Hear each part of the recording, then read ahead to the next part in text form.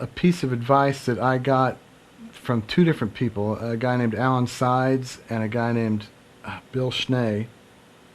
Um, Gave me a great piece of advice early on, and that was it should sound like a record at all times, which was more difficult on an analog console because you always had to make the rough mix every time you put up the song. Um, and I think that still holds true because although it can be achieved in a lot of different ways, the the crux of engineering to me is getting out of the way of a good performance. That's kind of the philosophy that I think holds true is, and getting out of the way of means that when somebody puts on their phones and listens to themselves, they should be inspired by what they hear and say, this sounds like me. And that really holds true in vocals and in, well, really, from the ground up. When you're tracking, when you're recording anything, it should be inspiring to those in the control room listening to it come out of the speakers, whoever's listening to it in the headphones. But if it's inspiring, then somebody's going to play better. If they can hear what they're doing, they're going to be more relaxed. And an engineer should be invisible, yet the most visible in a lot of ways, because he should be invisible in that he's not trying to run the show, unless he's the producer as well, which is, that's, some people do both. Yet,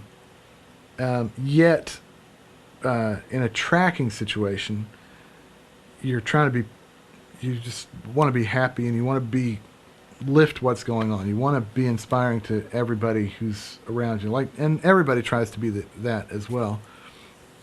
And then,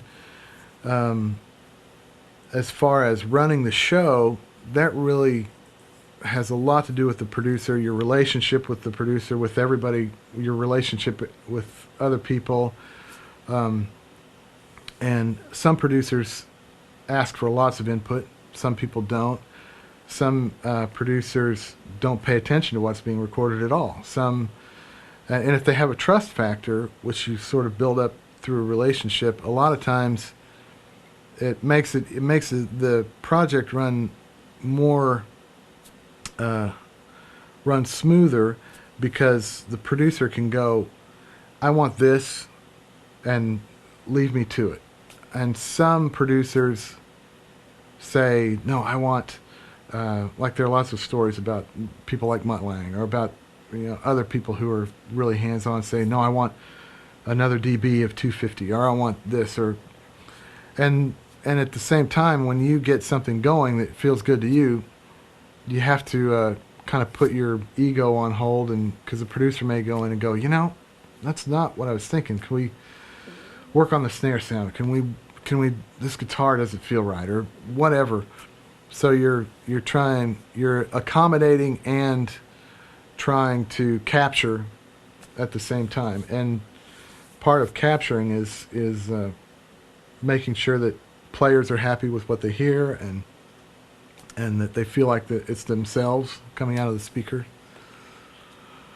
So that's the long way around it, but it should sound like a record, and it should feel great for the musicians.